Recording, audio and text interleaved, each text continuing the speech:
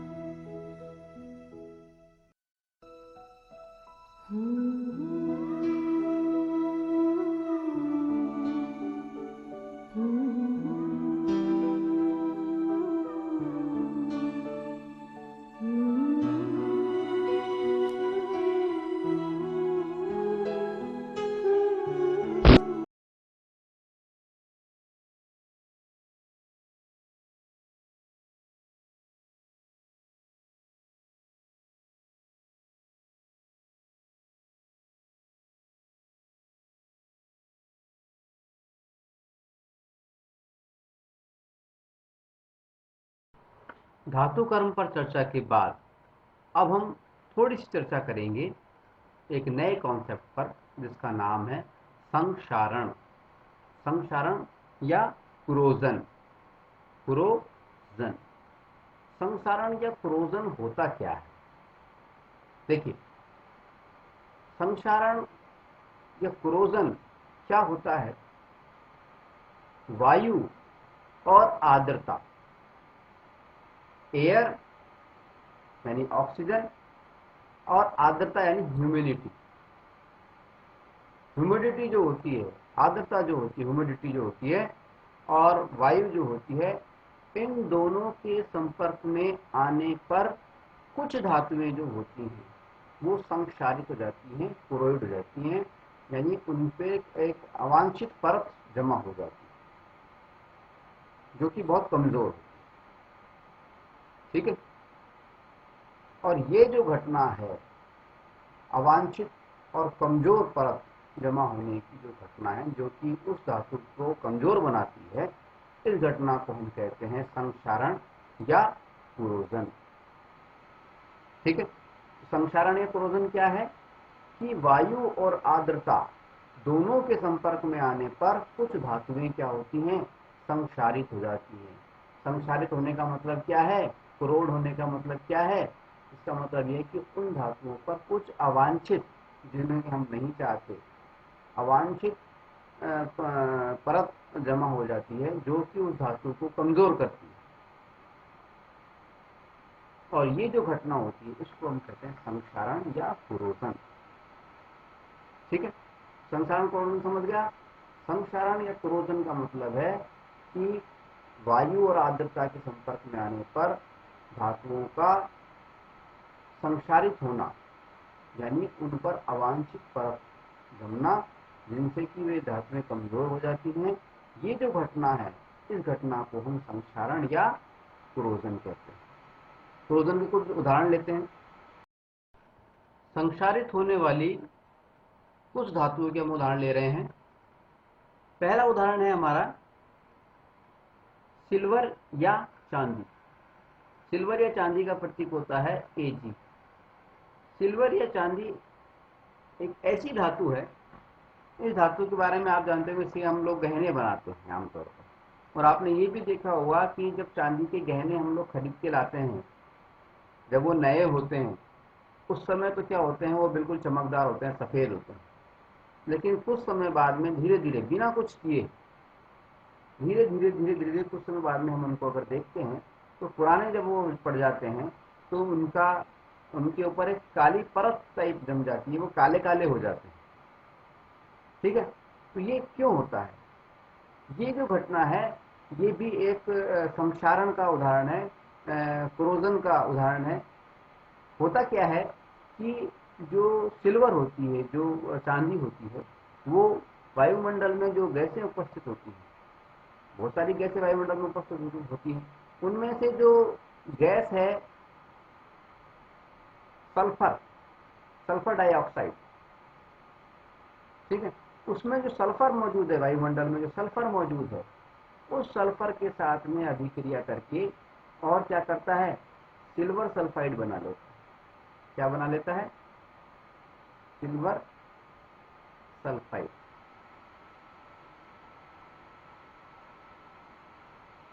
वायुमंडल में जो गैसें मौजूद हैं उसमें से जो सल्फर डाइऑक्साइड गैस है उसमें जो मौजूद सल्फर है, उस सल्फर के साथ में सिल्वर जो है, चांदी जो है, वो अभिक्रिया कर लेता है और अभिक्रिया करके सिल्वर सल्फाइड बना लेता है।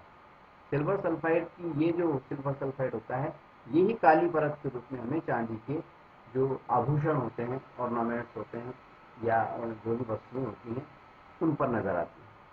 तो चांदी का काला होना ये किसका उदाहरण हो गया? संक्षारण का। क्यों होता है ये? चांदी जो है, सिल्वर जो है, वो वायुमंडल में जो मौजूद सल्फर है उसके साथ में अभिक्रिया करके सिल्वर सल्फाइड बना लेता है और जो कि काला होता है। ठीक है, इसी तरह से संक्षारण का दूसरा उदाहरण हम लेंगे कॉपर या तांबे का।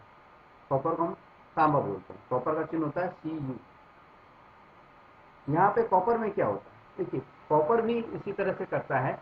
कॉपर क्या करता है कि जब कॉपर को हम खुले में छोड़ देते हैं तो कॉपर जो है वायुमंडल में जो गैस है कार्बन डाइऑक्साइड CO2, इस कार्बन डाइऑक्साइड गैस के साथ में अभिक्रिया कर लेता है और अभिक्रिया करके क्या करता है, ये कॉपर कार्बोनेट बना लेता है।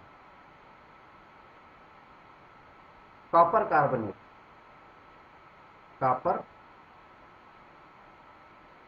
कार्बोनेट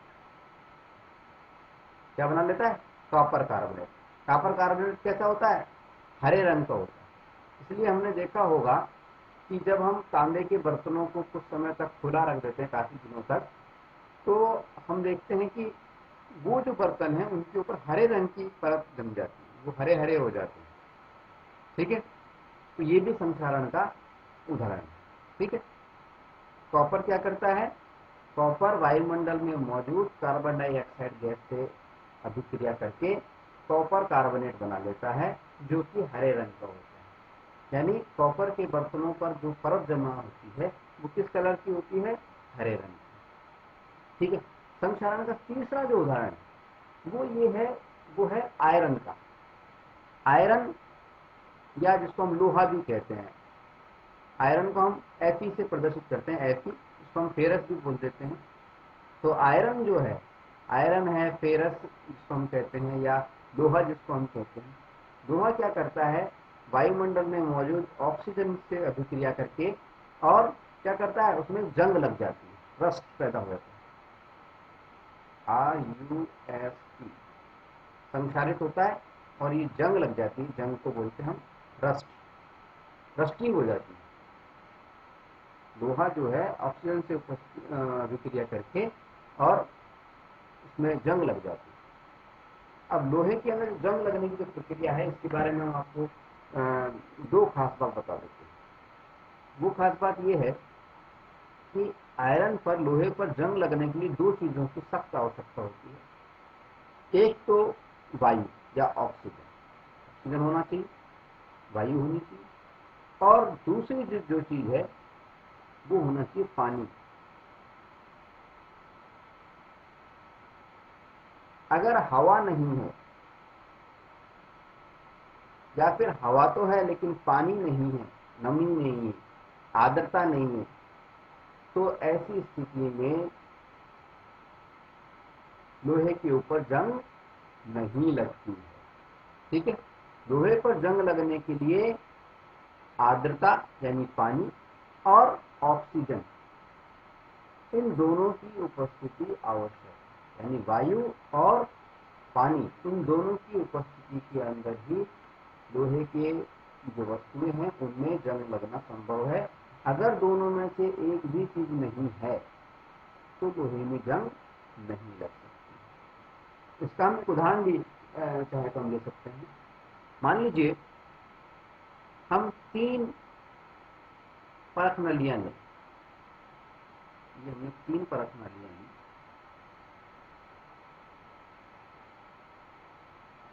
3 परख नलियां हम ले रहे हैं।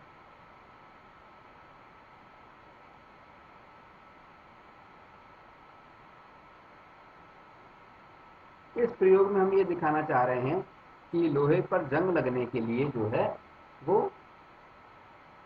पानी और वायु दोनों की आवश्यकता है। अब इन तीनों परख नली में हम क्या करते हैं, पहली परख नली जो है उसके अंदर इस तरह करते हैं कि कुछ पानी भर लेते हैं। ठीक, कुछ पानी हमने भर लिया और जो लोहे की कील लेते हैं हम कुछ, और लोहे की कील को इस प्रकार से इसके अंदर रख देते हैं कि ये आधी पानी में रहे और आधी हवा में रहे। लोहे की हमने कील ली और इस कील को इस तरह से हमने रखा, ये आधी पानी में है और आधी किसमें है, हवा के अंदर खुली हुई बिना पानी में। ठीक ठीक इसी तरह से हमने दूसरी परख नली ली, उसमें हमने क्या किया, यहाँ तो हम ये चाह रहे हैं कि हवा और पानी दोनों के संपर्क में रहे। किस में, हवा और पानी दोनों के संपर्क में रहने। दूसरे के अंदर हम चाहते हैं कि वो पानी के संपर्क में तो रहे लेकिन हवा के संपर्क में नहीं रहे। तो हम क्या करते हैं, इसमें पहले तो पानी भर देते हैं और कीलों को पूरा पानी में ही डुबो देते हैं। ठीक, अब पानी में भी कुछ हवा मौजूद होती है, कुछ ऑक्सीजन मौजूद होती है। इस ऑक्सीजन को हटाने के लिए हम क्या करते हैं, या और ऑक्सीजन की मिक्सिंग पानी में रोकने के लिए हम क्या करते हैं, थोड़ा सा ऑयल डाल देते हैं, तेल डाल देते हैं। ऑयल की एक परत यहाँ पे इकट्ठी थोड़ा सा डाल देते हैं। ये तेल की परत क्या करती है कि जो पानी के जो बाहर, पानी के बाहर जो ऑक्सीजन मौजूद है इसकी अभिक्रिया पानी से होने से बचाती है। यानी अब जो पानी अंदर है, पानी भरा हुआ है, इसके अंदर ऑक्सीजन हम कह सकते हैं नहीं। ठीक, इसी तरह से तीसरी परख नली हम लेते हैं सी। जो तीसरी परख नली में हम क्या करते हैं, हम केवल हवा हवा ही रखना चाहते हैं, एयर ही एयर रखना चाहते हैं, और उसके अंदर एक हमने रख दी कील, आयरन की, लोहे की कील। ठीक, हवा में रखना चाहते हैं। अब यहाँ पे हम थोड़ा सा बता दें आपको कि हवा में क्योंकि पहले से थोड़ा सा पानी मौजूद होता है, इस पानी को हटाने के लिए, यानी इस पानी को सोखने के लिए जो हवा में मौजूद है, हम क्या करते हैं, थोड़ा सा इसमें कैल्शियम क्लोराइड, शुष्क कैल्शियम क्लोराइड इसमें डाल देते हैं। कैल्शियम क्लोराइड हमने डाल देते हैं, शुष्क, ये डाल देते हैं। इस कैल्शियम क्लोराइड का काम क्या होता है कि हवा में जो मौजूद नमी है, पानी के कण है, उनको ये सोख लेता है। इसका मतलब ये हुआ कि जब हम इसमें इसको डाल देते हैं तो जो परख नली में पानी था वो तो इसने सोख लिया, अब परख नली में केवल हवा हवा बची। ठीक, अब इन तीनों परख नली को हम कुछ समय के लिए इनको पैक करके रख देते हैं। कुछ समय बाद में जब हम इनको देखते हैं, कुछ समय का मतलब 1 दिन में, 2 दिन में, 3 दिन में, जब भी हम देखते हैं तो हम क्या पाते हैं, हम ये पाते हैं कि जो परख नली यानी बी और सी जो परख नली थी, बी परख नली के अंदर पूरी तरह से पानी में थी कील और सी परख नली में पूरी तरह से हवा में थी कील। इन दोनों परख नलियों के अंदर जंग नहीं लगी है, और जंग जो लगी है वो किसमें लगी, परख नली ए में, जो जिसमें की कील जो थी लोहे की वो हवा और पानी दोनों के संपर्क में। कहने का मतलब ये है कि लोहे में जंग लगने का जो कॉन्सेप्ट है उसके लिए ज़रूरी क्या है कि लोहे की जो वस्तु है हवा और पानी दोनों के संपर्क में होनी चाहिए, तभी उसमें जंग लग सकती है। ठीक, ये तो हमारी बात हो गई संक्षारण की। संक्षारण क्या होता है तो उसके हमने कुछ उदाहरण दिए। अब हम बात करेंगे संक्षारण से हम वस्तुओं को बचाएं कैसे।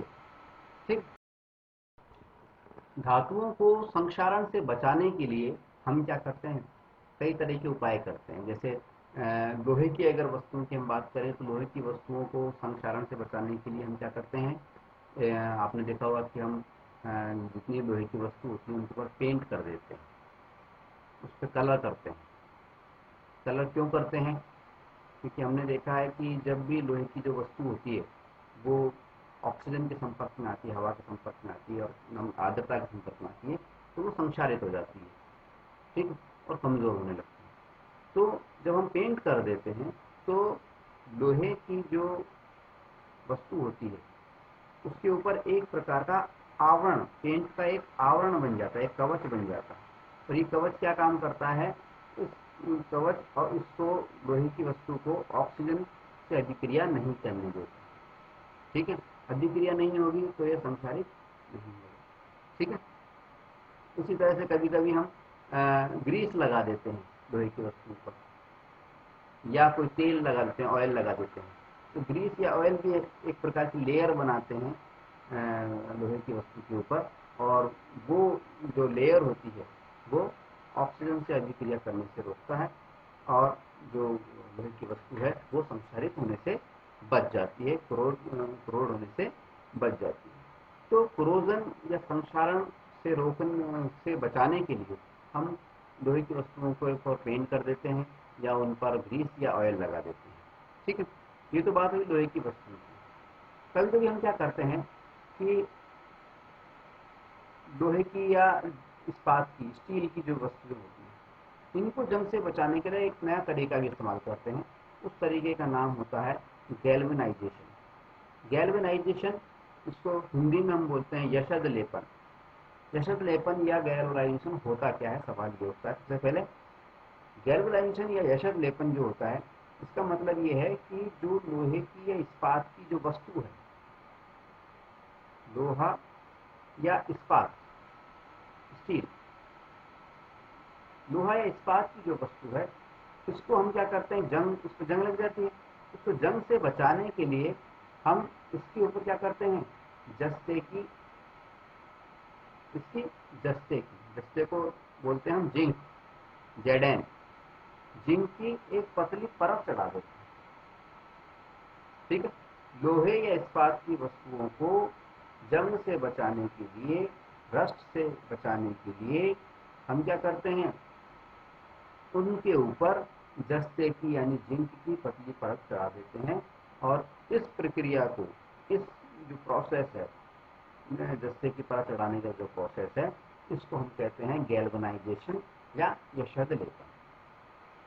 ठीक है, यशद लेपन का मुख्य उद्देश्य क्या होता है, लोहे या इस्पात की वस्तुओं को जंग से बचाना। ठीक है, तो ये तो बात हुई संक्षारण से बचाव का पहले उपाय के बारे में। संक्षारण से बचाने के लिए वस्तुओं को या धातुओं को एक और तरीका हम लोग इस्तेमाल करते हैं, वो है मिश्रात्वन या अलॉइंग। मिश्रात्वन या अलॉइंग का मतलब ये होता है कि दो या दो से अधिक धातुओं को आपस में मिश्रित कर देना। इसको मिश्र धातु भी कह सकते हैं। तो मिश्र धातु या अलॉय तैयार करना जो होता है, ये भी एक उपाय होता है। जैसे इसका मिश्र धातु बनाने का या अलॉय बनाने का जो मकसद जो होता है वो दो मकसद होते हैं। एक तो संक्षारण से सुरक्षा उसकी हो जाए, और दूसरा उसका मकसद होता है कि धातु के जो गुण हैं, गुण बढ़ाना। मिश्र धातु में क्या होते हैं कि जिन दो धातुएं मिलकर के, धातु ए और धातु बी, ये धातु मिलकर के जो तीसरी धातु बनाती है ए बी, इसके गुण इन दोनों धातुओं के गुणों से ज़्यादा अच्छे होते हैं, यानी ये अपग्रेड वर्जन होता है, अपग्रेड होता है। ठीक है, ज़्यादा अच्छे होते हैं। तो मिश्र धातु बनाने का मुख्य उद्देश्य क्या है, धातु की गुणवत्ता को बढ़ाना, धातुओं की गुणवत्ता को बढ़ाना, ये मिश्र धातु बनाने का मुख्य मकसद होता है। ठीक है, अब ये तो बात हुई मकसद की। अब हम बात करते हैं कुछ मिश्र धातुओं के ऊपर। ठीक, कुछ मिश्र धातुओं पर चर्चा करें। इससे पहले थोड़ा सा हम आपको ये बता दें कि मिश्र धातु कहते किसको हैं, एक बार फिर से हम दोहरा दें आपको। देखिए, दो या दो से अधिक धातुओं का जो समांगी मिश्रण होता है, जो होमोजूनियस मिश्रण होता है, जो समान अंगों वाला मिश्रण होता है, उसको हम मिश्र धातु कहते हैं, अलॉय कहते हैं। अलॉय मिश्र धातु क्या है? दो या दो से अधिक धातुओं का समांगी मिश्रण। ये कैसे बनाया जाता है? दो धातुएं ली, दोनों धातुओं को हमने गला दिया, गलित अवस्था में लाए और उनको आपस में मिक्स कर दिया। और मिक्स करने के बाद में उसको ठंडा कर लिया। ठंडा करते ही वो दोनों धातुएं आपस में मिल जाती हैं और मिल करके एक मिश्र धातु तैयार हो जाती है। ठीक है, अब मिश्र धातु के बारे में भी हम दो बातें आपको शुरुआत में पहले बता दें कि मिश्र धातु जो होती है, अगर हमने बताया दो या दो से अधिक धातुओं से मिलकर के मिश्र धातु बनती है। ठीक है, अगर मिश्र धातु में कोई भी एक धातु मरकरी हो, यानी पारा हो, क्या हो? मरकरी या पारा, मरकरी को पारा बोलते हैं, यानी Hg हो, मरकरी को लिखते हैं Hg। अगर कोई मिश्र धातु हमने बनाई और उस मिश्र धातु के अंदर कोई भी एक धातु Hg थी, पारा थी, तो ऐसी मिश्र धातु को हम क्या कहते हैं? अमलगम। क्या कहते हैं? अमलगम। ठीक है, अमलगम क्या होते हैं? अमलगम ऐसी मिश्र धातु होती है जिसमें पारा मिक्स होता है। ठीक है, ये बात ध्यान रहेगी। ठीक है, दूसरी बात ये है कि कोई भी मिश्र धातु, उस मिश्र धातु की विद्युत चालकता, इलेक्ट्रिसिटी कंडक्ट करने की जो पावर होती है, और गलनांक, गलनांक का मतलब मेल्टिंग पॉइंट, गलने वाला अंक, जिस अंक पर वो धातु गलने लग जाती है, वो क्या होते हैं? शुद्ध धातु से कम होते हैं। ये खास बात ध्यान रखनी चाहिए कि अगर हमने दो धातुएं ए और बी मिला करके कोई तीसरी धातु यानी मिश्र धातु ए बी हमने बनाई, तो ये जो ए बी मिश्र धातु बनी, इसकी विद्युत चालकता, इलेक्ट्रिसिटी कंडक्ट करने की पावर और गलनांक, दोनों के दोनों क्या होते हैं? इन दोनों धातुओं से कम होते हैं। अवयव वाली जो धातुएं थी जिनसे की बनी है, उनसे कम होती है। बात ध्यान रहेगी। ठीक है, अब हम बात करेंगे कुछ मिश्र धातुओं, जैसे पीतल। पीतल को हम अंग्रेजी में बोलते हैं ब्रास, पीतल या ब्रास। पीतल एक प्रकार की मिश्र धातु है, और मिश्र धातु ये पीतल की जो है, ये किन किन धातुओं से मिलकर के बनती है? वो बनती है तांबे से, यानी कॉपर से, और जस्ते से। यानी पीतल जो है तांबे और जस्ते की, यानी जिंक की, कॉपर और जिंक की एक मिश्र धातु है, एक अलॉय है। मिश्र धातु को बोलते हैं अलॉय। ठीक है, तो अगर कोई हमसे पूछे कि पीतल किसका अलॉय है, कौन कौन धातुओं का अलॉय है, तो हम कहेंगे कॉपर और जिंक।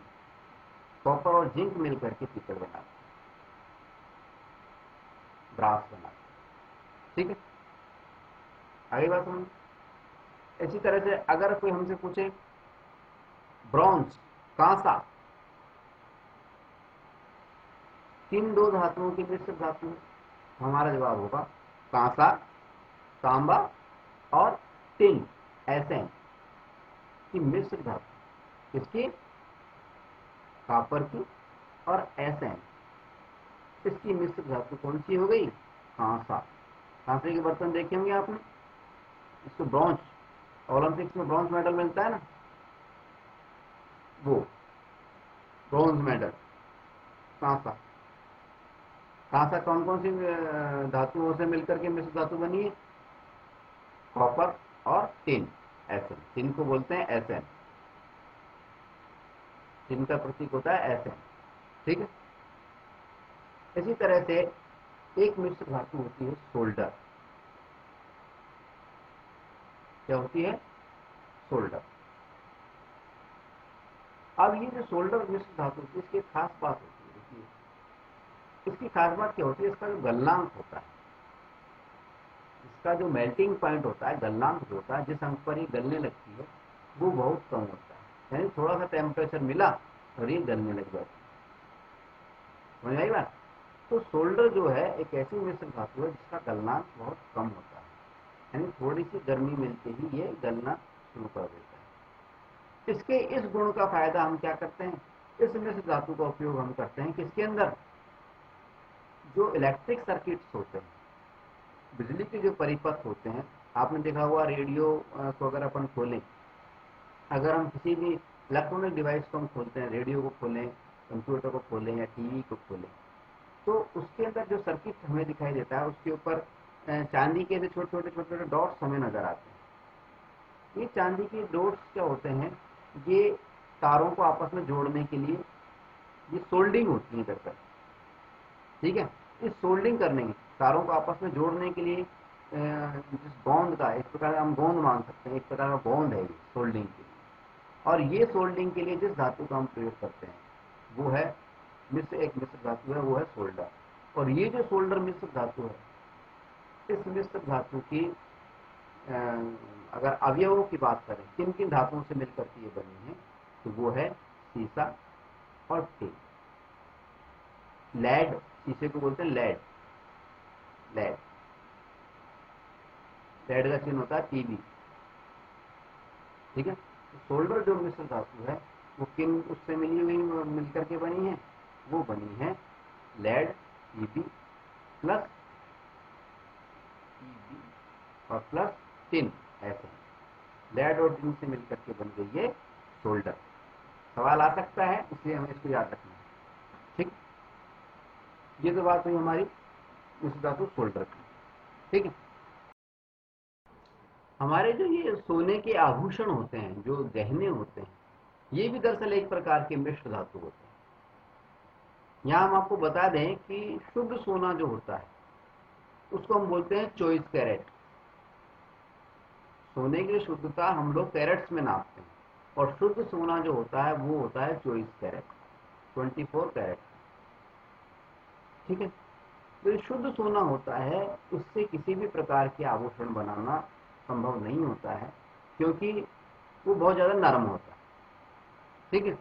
अब गहने बनाने के लिए थोड़ी उसमें कठोरता होना जरूरी है, इसलिए शुद्ध सोने के हम गहने नहीं बनाते हैं, बल्कि इसके अंदर, सोने के अंदर हम चांदी या तांबे की मिलावट करते हैं। यानी सोने के साथ में तांबा या चांदी, इन दोनों में से कोई सी भी एक धातु हम मिक्स करते हैं, और फिर उसके बाद में हम लोग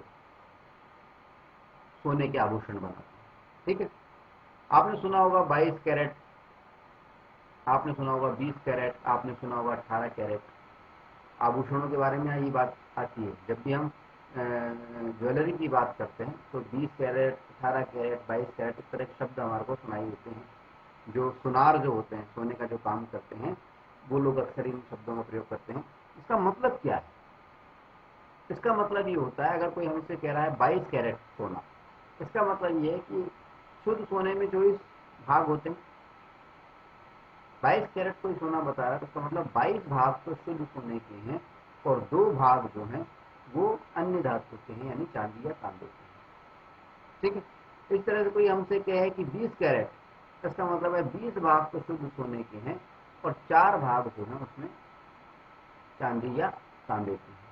कोई हमको कहे 18 कैरेट, इसका मतलब 18 भाग तो शुद्ध सोने के हैं, और 4 भाग जो हैं, बाकी के जो भाग हैं, 6 भाग जो हैं, वो तांबे या चांदी की। समझ आएगा? ठीक है। ये तो बात हुई सोने की। अगर हम बात करें स्टील की, स्टील के बर्तन आपने देखे होंगे, हमारे डेली लाइफ में बहुत ज़्यादा काम आते हैं। स्टील जो है वो भी एक प्रकार की मिश्र धातु। कैसी धातु है? मिश्र धातु। और इसके अंदर कौन कौन सी धातुएं मिली हुई होती है? एक तो मिली होती है आयरन, फेरस, आयरन। एक मिली होती है निकिल, एक होती है क्रोमियम। आयरन, निकिल और क्रोमियम, ये तीन धातुओं से मिलकर के स्टील बनता है। ठीक है। इसी तरह से हम आपको यहाँ पे एक बात और बता दें कि सोना सॉरी लोहा जो है, जो हम दैनिक जीवन में लोहे के उपकरण इस्तेमाल करते हैं, जो भी लोहे की चीजें इस्तेमाल करते हैं, ये भी दरअसल एक प्रकार की मिश्र धातु है। मिश्र धातु क्यों है? क्योंकि शुद्ध जो लोहा होता है, शुद्ध जो आयरन होता है, वो भी बेहद नरम होता है। जैसे शुद्ध सोना बेहद नरम होता है, इसी तरह से शुद्ध लोहा भी बहुत ज्यादा नरम होता है। इसलिए उसके किसी प्रकार के औजार बनाना संभव नहीं होता, वो आसानी से मुड़ जाते हैं, उनकी कठोरता बहुत कम होती है।